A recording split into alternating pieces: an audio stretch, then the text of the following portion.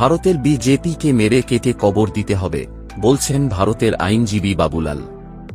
দর্শক সরাসরি শুনব বাবুলালের মুখ থেকে। নয়, এই বিজেপির আমলে মুসলমানরাও সুরক্ষিত নয়। ফতেপুর থেকে শুরু করে, ইউপি থেকে শুরু করে, হরিয়ানা থেকে শুরু করে তার জ্বলন্ত উদাহরণ আমরা দেখতে পাচ্ছি। আদিবাসীরা, দলিতরা, সংখ্যালঘুরা কেউ নিরাপদ নয়, সংখ্যাগুরু হিন্দুরাও নিরাপদে নন। সুতরাং খুব খারাপ একটা দিন আমরা দেখতে চলেছি এই বিজেপির আমলেতে। এই বিজেপিকে যেভাবেই হোক, যে করেই হোক, গণতান্ত্রিকভাবে মেরে কেটে গণতান্ত্রিকভাবে এই ভারতের মাটিতে কবর দিতে হবে। বিজেপির হাতগুলোকে গণতন্ত্রের কাটারি দিয়ে কেটে দিতে হবে, তবে এই ভারতবর্ষ শান্তি পাবে। তবে আবভাব দেখাচ্ছে। এর ফলে একটা সবথেকে বড় প্রশ্ন দেখা দিয়েছে যে ভারতবর্ষটা কি আদৌ ভারতবাসীর ট্যাক্সের টাকাই চলছে নাকি বাংলাদেশিদের ট্যাক্সের টাকাই চলছে?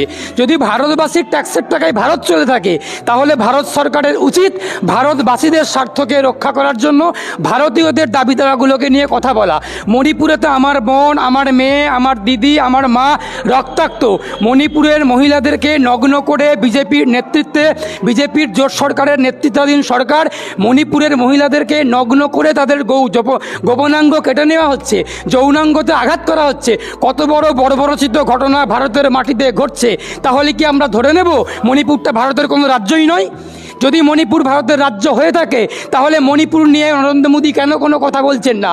নরেন্দ্র মোদী বিদেশের মাটিতে গিয়ে ধেই ধেই করে নাচছেন, নেচে বেড়াচ্ছেন, ভারতবাসীর ট্যাক্সের টাকাতে গিয়ে উনি নাচন কুদন করছেন, বিলাসিতা করছেন, ফ্লাইটে করে উড়ে বেড়াচ্ছেন, 10 লক্ষ টাকার কোট পরে ঘুরে বেড়াচ্ছেন।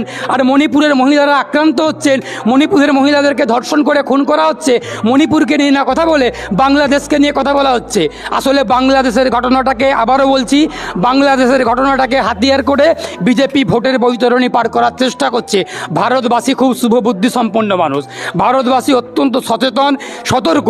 ভারতবাসী বিজেপির কোনো রকম ফাঁদে আর পা দেবেন না। তার কারণ ভারতবাসী সিদ্ধান্ত নিয়েছে এই বিজেপিকে এই বাংলার মাটি থেকে, এই ভারতের মাটি থেকে উৎখাত করতে হবে। এই ভারতবর্ষে ধর্মনিরপেক্ষ ভারতবাসীর স্বার্থকে যারা দেখবে, ভারতের সংবিধানকে যারা মানবে, সেই সরকারকে ভারতবর্ষে আগামী দিনে তারা ক্ষমতাতে আনবেন নির্বাচিতভাবে। এই বিজেপির বিদায় আসন্ন। তার কারণ 2024-এর লোকসভা নির্বাচনে তার একটা বিদায়ী ঘণ্টার মেসেজ ভারতবাসী বার্তা একটা দিয়ে দিয়েছেন। আগামী দিনে যে কোনো নির্বাচনে বিজেপির ভরাডুবি খুব সামনে এসে গেছে। সকালবেলা গরুর গোবর দিয়ে দাঁতের ব্রাশ করেন, আমরা তো টুথপেস্ট দিয়ে ব্রাশ করি। সুতরাং ওই যিনি বিচারপতি বলেছেন, কুলাঙ্গার বিচারপতি, উনি বিচারপতি নন। বিচারপতি ওনাকে বলা মানে বিচার ব্যবস্থা অপমান করা। আমাদের কলকাতা হাইকোর্টে একজন প্রাক্তন বিচারপতি ছিলেন চন্দ্রবোরা সাপ, বিচারপতি গাঙ্গুলি। আবার সুপ্রিম কোর্টেও একজন বিচারপতি ছিলেন, সদ্য প্রধান বিচারপতি প্রাক্তন হয়েছে, ডিওয়াই চন্দ্রচূড়। আমি মনে করি ডিওয়াই চানাচুর, ওই চন্দ্রচূড়কে চানাচুর বলা উচিত। তার কারণ এই যে চানাচুর নামে যে একটা পাঁচমিশালি টক ঝাল মিষ্টির চানাচুর, এই বিচারপতিগুলো বিচার ব্যবস্থাটাকে যেভাবে কলঙ্কিত করছেন। আমরা বিচারপতি, আমরা যারা আইনজীবীরা আছি, যারা আমরা আইন নিয়ে ওকালতি করছি, বিচারপতিরা, আইনজীবীরা, পুলিশ প্রশাসন, সরকার, প্রত্যেকে একটা বিচারপতির বিচার ব্যবস্থার একটা অঙ্গ, বিচার ব্যবস্থার একটা পার্ট। সেখানে বিচারপতিরা যদি এইরকম কোনো রকমভাবে সাম্প্রদায়িক মন্তব্য করেন, ধর্মবিদ্বেষী মন্তব্য করেন, সেই বিচারপতিকে বিচারপতি বলা যায় না। সেই বিচারপতিকে বলতে হয় উনি দাঙ্গাকারী, উনি দালাল, উনি কৃতদাস। ওই বিচারপতি যিনি কথাটা বলেছেন, উনি হচ্ছেন কৃতদাস, কেনা চাকর, উনি বিচারপতি নন। ওই চানাচুর যেমন ছিলেন, একটা গগাই বলে একজন ছিলেন। আবার আমাদের এখানে চন্দ্রবোরা সাপ গাঙ্গুলি, যিনি পরবর্তীকালে সাপে পরিণত হয়েছে, নিজের মুখে উনিই বলেছেন আমি চন্দ্রবোরা সাপ। সুতরাং এই যে একটা এই সাপ প্রজাতির, এই শুয়ার প্রজাতির বিচারপতিগুলো, সাপ বললে যেমন উনি যদি নিজেকে সাপ বলে দাবি করেন, আমি বলছি উনি শুয়ার। কেউ যদি নিজেকে সাপ বলে, সাপ বলতে আপত্তি নেই, শুয়ার বলতে আপত্তি আছে। সাপও একটা প্রাণী, শুয়ারও একটা প্রাণী, মানুষও একটা প্রাণী, কুকুরও একটা প্রাণী। আমি বলছি উনি সাপও নন, উনি কুকুর, উনি শুয়ার।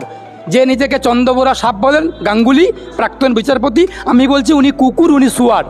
সুতরাং এই বিচারপতিগুলো বিচার ব্যবস্থার কলঙ্ক। ওদেরকে বিচারপতি বলতে আমাদের আইনজীবীদের বিবেকে বাধে, বিচারপতি বলা কোনোভাবে উচিত নন।